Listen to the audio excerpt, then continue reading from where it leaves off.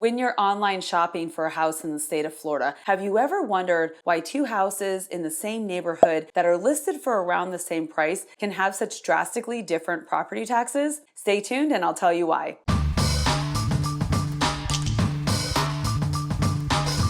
Hey everybody, Melanie here, Realtor with Smith & Associates in beautiful Tampa Bay, Florida, and it is way past time that I do an episode on Florida property taxes. Every state does their property taxes differently, so if you're thinking about moving to the state of Florida, you definitely need to stay tuned. I hear from people all around the country, and some people think our property taxes are super high, and other people think that they're perfectly reasonable. Because we don't have state income taxes, our property taxes are a huge way that our governments get the money that they need. So let me get into the details of Florida state property taxes. It does get a little complicated in parts. I will do my best to explain it without putting you to sleep. To start, I'm going to answer the question I asked in the very beginning. Why did two houses in similar neighborhoods have different property taxes? Well, the tax rates on those two houses do not differ. The taxable values of those houses do differ. And the way property taxes are figured out is the tax rate times the taxable value of a house. So why does this happen? Why do houses have different taxable values?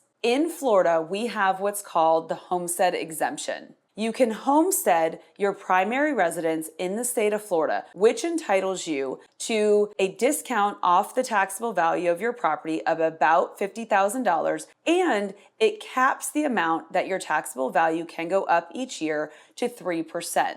The $50,000 discount off the taxable value is a great benefit, but for the purposes of this question, it's actually the 3% cap that matters more. Let me give you an example. Say you're looking to purchase a house in the West Chase neighborhood that the current owner bought 20 years ago for $450,000. That owner has lived there for 20 years and the property has been homesteaded the entire time. So on that house, the taxable value was based on the values of homes 20 years ago.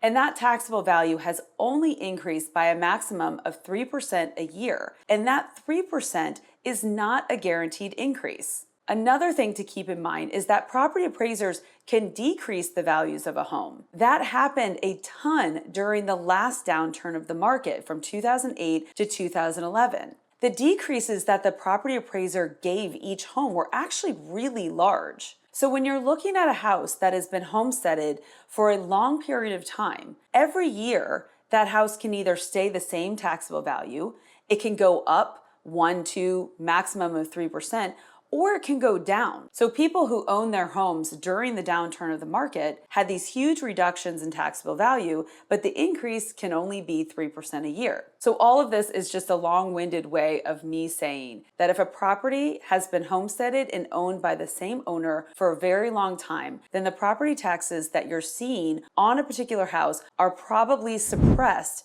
because of the homestead exemption cap. So if you're comparing that with a house that's been sold several times over the last 20 years, then the taxes are going to look higher on that house just because it's been sold more often and more recently. So if both of those houses happen to sell in 2022 for around the same price, then most likely when property taxes are reassessed for those homes in 2023, then those tax bills will be very similar. It is so important to remember that when you're shopping for houses out of state, to not look at the current taxes on a house. And don't take houses out of your search because they have high taxes. That's just not the case. If you want to try to get a more accurate estimate of what property taxes will be on a certain home, most counties in the state of Florida will have a property tax estimator calculator that you can use. And most of the time it gives you a range of what your property taxes could be. We jumped into all of that because it is by far the biggest question that I get from out-of-state buyers. But there are a lot of other important concepts and definitions that I want to go over. First, the property appraiser is an elected county official that has the responsibility of appraising all of the property in that county. They do not determine tax rates.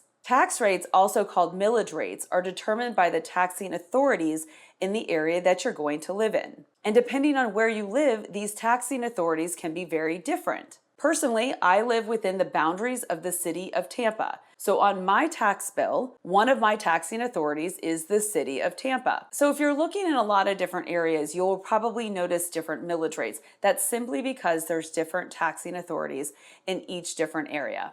Okay, so next, your tax bill is broken into two sections, the ad valorem section and the non-ad valorem section. The ad valorem part of your taxes is based on your taxable value of your home. This is where you're going to see your homestead exemption and your millage rates. The non-ad valorem portion of your tax bill is not based on your taxable value. This is where you will find other charges such as community CDD fees, waste management charges, stormwater charges, etc. So say you're moving into a community with a CDD and you want to know exactly what that CDD is. You can find that information if you look up the address on the county tax website and look in the non-ad valorem portion. It will be in there. And if you're sitting here wondering what I'm talking about and what a CDD is, I did a video on that a while back. Check that one out. Non-ad valorem charges are subject to change, but they don't change based on your taxable value. Now, what if you're buying a second home here in Florida and you won't be using it as your primary residence?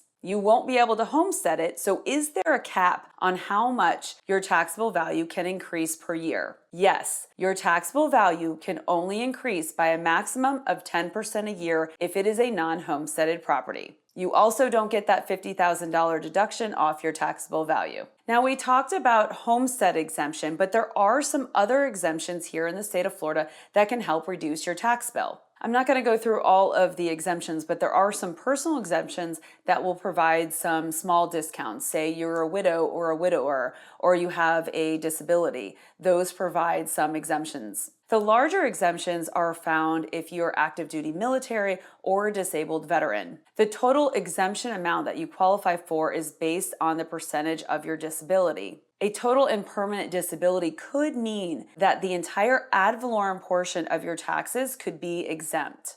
There are a lot of other exemptions here in the state of Florida. You definitely want to check out the description box for a link. So now that we have a basic understanding of Florida property taxes, let's talk about how property taxes are affecting the current market and some challenges that we may have ahead. Because of the price increases that we have seen over the last 2 years, the property appraiser is going to be able to value the homes that have sold during that time at a much higher price than homes that sold not that long ago. What that means is we have the potential to see much higher gaps in property tax bills between similar houses in similar neighborhoods just based on when somebody bought the house. If you bought your house in 2019, that's going to be a much lower taxable value than someone who bought it in 2022. Now, if you really think about it, it seems really unfair for the people who bought in the last 2 years because not only did they have to pay more, but their property taxes are going to be higher as well. Basically, if you were a homeowner in the state of Florida pre-COVID, you are now sitting pretty because you paid less,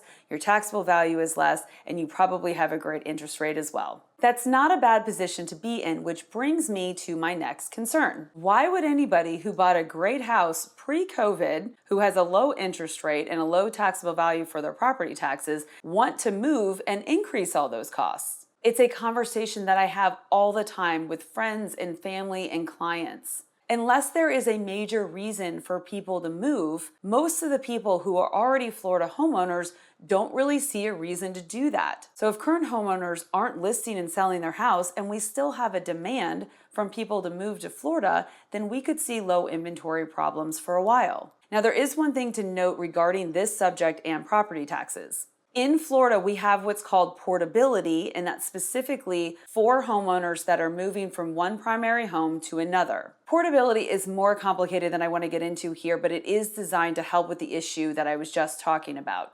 Basically, you can take your benefits with you from one house to another so you're less discouraged to move because of the increase in property taxes. I hope this episode helped clear up any questions that you have about Florida property taxes. If you enjoyed this episode, please click the like button and the subscribe button if you are not already a subscriber. If you're looking for something else to watch on this channel, check out an episode that I did recently on Florida purchase contracts that might answer some more questions for you. Thanks everybody for watching. I'll see you next time. With love, Melanie.